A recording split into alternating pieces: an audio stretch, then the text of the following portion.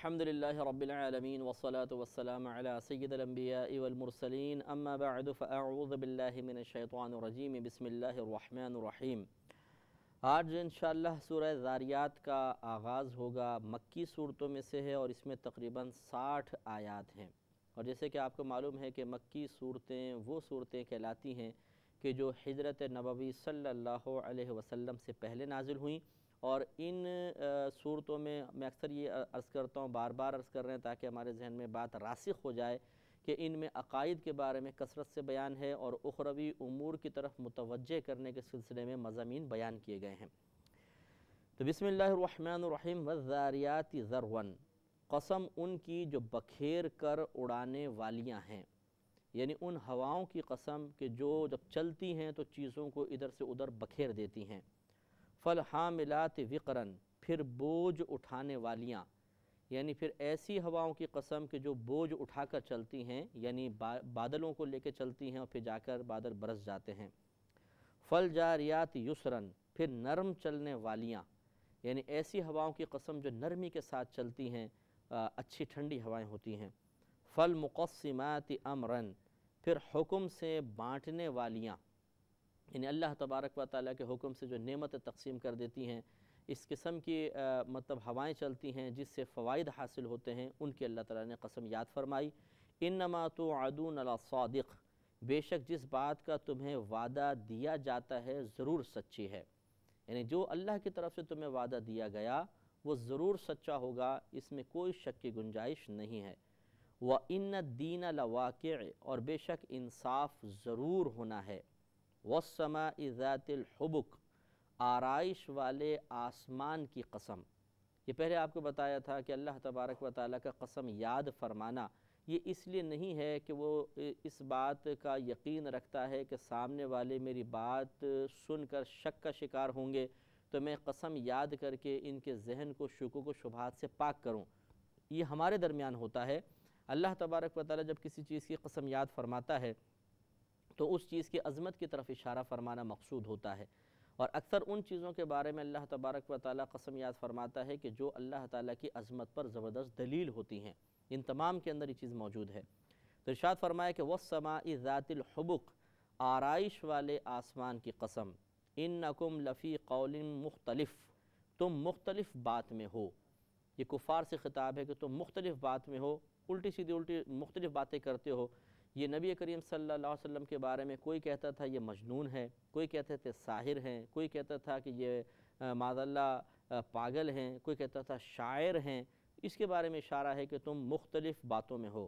یؤفک عنہ من افک، اس قرآن سے وہی اوندھا کر دیا جاتا ہے، الٹا کر دیا جاتا ہے جس کی قسمت میں ہی الٹا کیا جانا ہے۔ یعنی مراد یہ ہے، ایسا نہیں کہ اللہ تبارک و تعالیٰ نے تقدیر کو لکھ کر فرمایا کہ یہ بس جہنم میں جائے گا اور یہی الٹا ہوگا، پہلے سے اللہ نے کوئی فیصلہ نہیں کر دیا، بلکہ ہوا یہ کہ اللہ تبارک و تعالیٰ نے ہمیں پیدا کرنے سے پہلے ہی، اللہ کی بڑی علمی وسعت ہے، اس نے ہماری آئندہ جو ابھی زندگی آئی بھی نہیں اس پہ نگاہ فرمائی کون کیا کیا کرے گا۔ مثلا ایک کافر کو دیکھا کہ وہ کفر اختیار کر رہا تھا تو لکھ دیا یہ کافر ہوگا۔ ایک مومن کو ملاحظہ فرمایا وہ ایمان اختیار کر کے نجات پا رہا تھا تو لکھ دیا کہ نجات پائے گا۔ تو اللہ تبارک و تعالیٰ نے ایسا نہیں کہ ہمارے مستقبل کو ملاحظہ نہ فرماتے ہوئے پہلے لکھ دیا یہ جنتی ہے دوزخی ہے، تب تو ضرور آپ اعتراض کر سکتے تھے کہ بھائی جب اللہ نے اس کے لیے جنتی لکھ دیا، اس کے لیے دوزخی ہونا لکھ دیا تو اس میں جنتی دوزخی کا کیا قصور؟ یہ بالکل آپ کر سکتے تھے، لیکن ایسا نہیں ہوا، بلکہ اللہ تبارک و تعالیٰ نے ہماری آئندہ زندگی پر نگاہ فرمائی، ہمارے پیدا ہونے سے بھی پہلے وہ سب جانتا ہے، اور اس نے دیکھا ایک شخص نیکی کر رہا تھا تو فرمایا نیکی کرے گا، ایک شخص ایمان پر فوت ہو رہا تھا تو لکھا کہ یہ سعادت مند ہوگا، ایک کو دیکھا وہ برائی کر رہا ہے تو لکھوایا یہ برائی کرے گا، اور وہ کفر پہ مر رہا تھا تو لکھوایا کہ کفر پر مرے گا۔ تو اس کے لکھوانے کی وجہ سے ہم مجبور محض نہیں ہو گئے، یعنی جو اس نے لکھا وہ ہمیں نہیں کرنا ہے، بلکہ جو ہم کر رہے تھے وہ اللہ تعالیٰ نے وہاں پر لکھوا دیا، جس سے اللہ تبارک و تعالیٰ کی علم وسعت کی طرف اشارہ ہوا۔ لہٰذا اس سے مراد یہی ہے کہ قرآن سے وہی اوندھا ہوتا ہے جس کو اللہ نے پہلے ملاحظہ فرمایا کہ یہ قرآن سے ہدایت حاصل نہیں کرے گا، تو وہاں لکھ دیا کہ یہ قرآن سے ہدایت حاصل نہیں کرے گا، اور ویسے ہی ہو رہا ہے۔ یہ اللہ کے لکھنے کی وجہ سے مجبور نہیں ہوا ہے، بلکہ وہ ایسا کر رہا تھا تو اللہ نے وہاں پر لکھوایا ہے۔ قتل الخراصون، مارے جائیں دل سے تراشنے والے، دل سے گھڑ لینے والے ہلاک ہو جائیں۔ یہ بددعائیہ جملہ ہے کہ ہلاک ہو جائیں وہ لوگ جو دل سے باتوں کو گھڑتے ہیں۔ الذین هم فی غمرۃ ساہون، جو نشے میں بھولے ہوئے ہیں، یعنی نشۂ جہالت میں آخرت کو بھولے ہوئے ہیں، یہ لوگ ہلاک ہو جائیں۔ یسألون ایان یوم الدین، یہ آپ سے سوال کرتے ہیں کہ انصاف کا دن کب ہوگا۔ یوم ہم علی النار یفتنون، اس دن ہوگا، اب اللہ نے خود جواب دیا، اس دن ہوگا جس دن وہ آگ پر تپائے جائیں گے، یعنی آگ پر فتنے میں مبتلا کیے جائیں گے، مراد یہ ہے کہ آگ میں جلائے جائیں گے۔ ذوقوا فتنتکم، ان سے کہا جائے گا کہ تم چکھو اپنا فتنہ، اپنی آزمائش یا آگ پر تپایا جانا، آج اس کا مزہ چکھو۔ ھذا الذی کنتم بہ تستعجلون، یہ وہ ہے کہ جس کی تمہیں جلدی تھی، جس کی تم جلدی کیا کرتے تھے، یہ ہے وہ عذاب۔ تو دیکھیے لمحے بہت تیزی کے ساتھ گزرتے ہیں، زندگی بہت تیزی کے ساتھ گزرتی ہے۔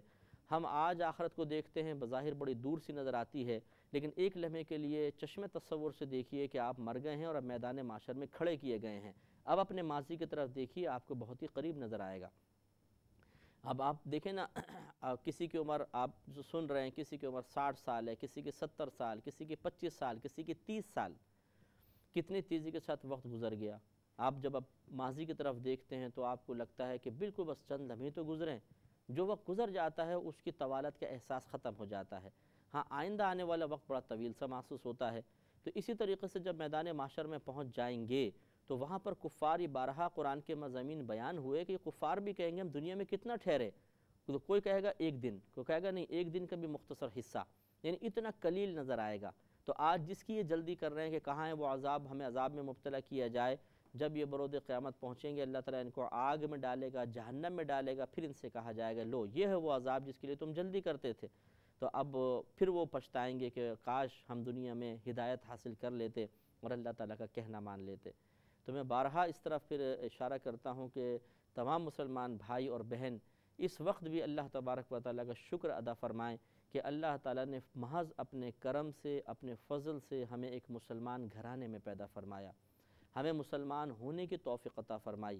اگر وہ چاہتا کسی غیر مسلم کے گھر میں پیدا کر دیتا اور ہم اپنے خاندان، اپنے ماں باپ کو دیکھتے ہوئے کفر کو اختیار کر لیتے اور ہمیشہ ہمیشہ جہنم میں جلتے رہتے، لیکن اللہ نے اپنے کرم سے، اپنے فضل سے مسلمان بنا دیا اور بغیر مانگے عطا فرمایا۔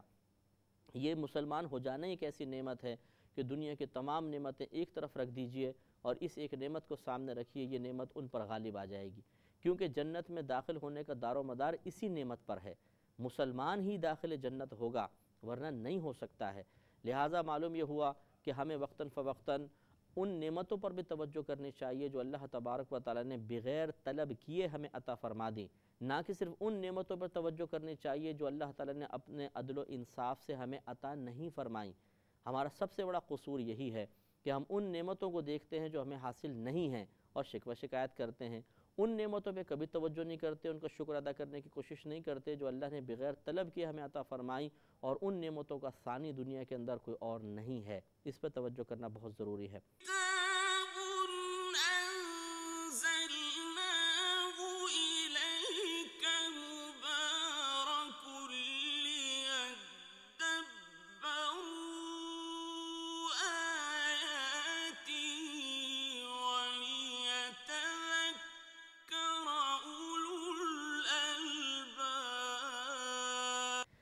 آگے اللہ نے ارشاد فرمایا کہ ان المتقین فی جنات وعیون، بے شک متقین باغات میں اور چشموں میں ہوں گے، یعنی ان کو چشمے دیے جائیں گے، پانی کے چشمے ہوں گے، دودھ کے چشمے ہوں گے، اس میں وہ دودھ پئیں گے، پانی پئیں گے، شراب کے چشمے ہوں گے، شراب کی نہریں ہوں گی، لیکن اس میں نشہ نہیں ہوگا، اور باغات عطا فرمائے جائیں گے۔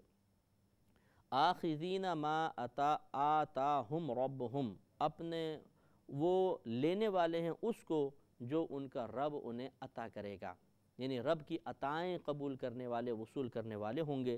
انہم کانوا قبل ذلک محسنین، بے شک وہ اس سے پہلے نیک عمل کرنے والے تھے۔ تو معلوم یہ ہوا، اور یقینی سی بات ہے کہ نیک عمل اسی کا مقبول ہوگا جو صاحب ایمان ہوگا۔ یہ بھی قرآن کے مضامین آپ کے سامنے بارہا بیان ہوئے کہ جو حالت کفر میں نیک عمل کرتا ہے، اللہ تعالیٰ نے واضح فرمایا ان کے لیے آخرت میں کوئی حصہ نہیں ہے۔ ہاں دنیا میں ان کو اس کا بدلہ دے دیا جائے گا، آخرت میں کوئی ان کا حصہ نہیں ہوگا۔ یقینی سی بات ہے کہ جب آخرت میں کسی کے نیک اعمال کا اعتبار کیا جا رہا ہے تو یہ اس بات کی نشاندہی ہے کہ وہ دنیا میں صاحب ایمان بھی تھا اور دنیا سے ایمان کی حالت میں رخصت بھی ہوا ہے۔ کانوا قلیلا من اللیل ما یہجعون، وہ رات میں بہت کم سویا کرتے تھے، یعنی اکثر اٹھ کر عبادات کرتے تھے۔ وبالاسحار ہم یستغفرون، اور وہ رات کے آخری حصے میں استغفار کرتے تھے، یعنی جس کو ہم سحری کا ٹائم کہتے ہیں، اس وقت اٹھ کے تہجد پڑھنا یہ بہت ہی افضل ہے، اور اس وقت وہ استغفار کرتے تھے۔ اللہ تبارک و تعالیٰ یہ تمام چیزیں ملاحظہ فرما رہا تھا اور فرما رہا ہے، تو اللہ تعالیٰ ان چیزوں کا بدلہ عطا فرمائے گا۔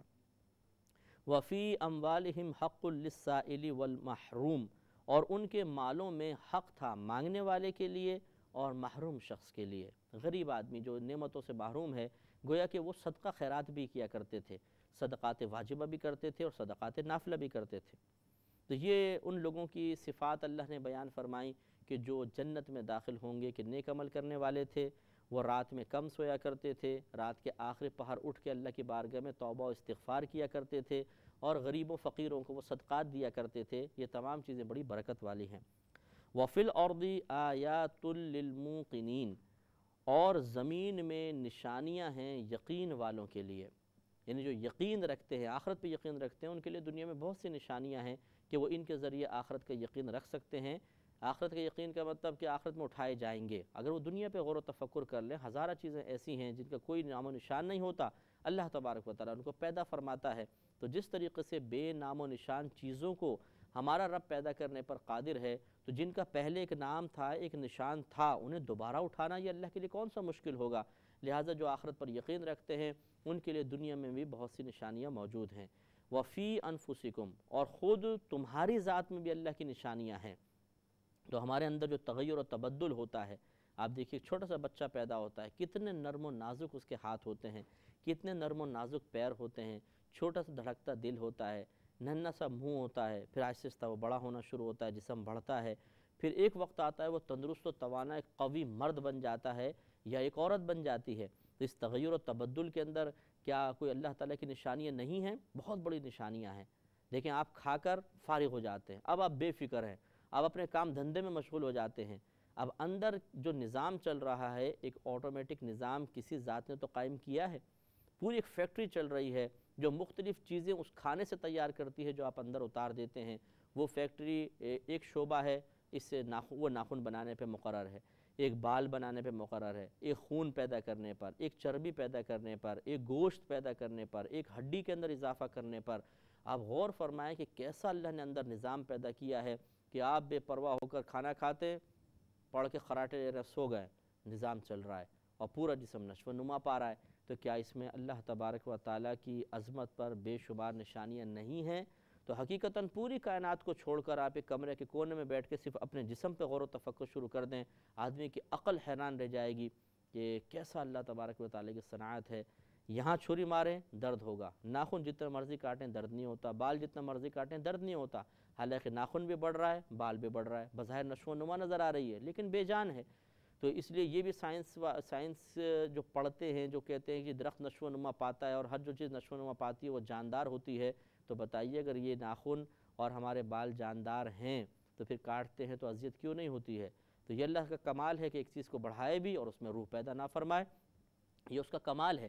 تو اس لیے اگر ہم پورے اپنے بدن پہ غور و تفکر کریں تو بہت سی ایسی چیزیں نظر آئیں گی جو اللہ تبارک و تعالیٰ کی عظیم قدرت اور بے مثال عظمت کو ظاہر کر رہی ہوتی ہیں۔ افلا تبصرون، تو کیا تم دیکھتے نہیں ہو؟ کیا تم اس پر تمہیں نگاہ بصیرت حاصل نہیں ہے، باطنی بصیرت حاصل نہیں ہے کہ اس پہ غور و تفکر کرو؟ وَفِي السَّمَاءِ رِزْقُكُمْ وَمَا تُوعَدُونَ، اور آسمان میں تمہارا رزق ہے۔ تمہارا رزق مراد یعنی پانی، وہ زمین پہ گرتا ہے تو ہزارہ چیزیں پیدا ہوتی ہیں، تو گویا کہ یہ جو چیزیں پیدا ہوئیں اس کا دار و مدار آسمان سے نازل ہونے والے پانی پر ہوا، تو گویا کہ آسمان میں ہمارا رزق ہے۔ وما توعدون، اور جو تمہیں وعدہ دیا جاتا ہے، جس کا تم سے وعدہ کیا جاتا ہے وہ بھی آسمان میں ہے، یعنی لوح محفوظ، اس میں سب چیزیں لکھی ہوئی ہیں۔ فورب السماء والارض، تو آسمان اور زمین کے رب کی قسم، انہ لحق مثل ما انکم تنطقون، بے شک یہ قرآن حق ہے ویسی ہی زبان میں جو تم بولتے ہو۔ جیسا تم بولتے ہو اسی زبان میں قرآن اللہ نے نازل فرمایا اور بالکل حق ہے۔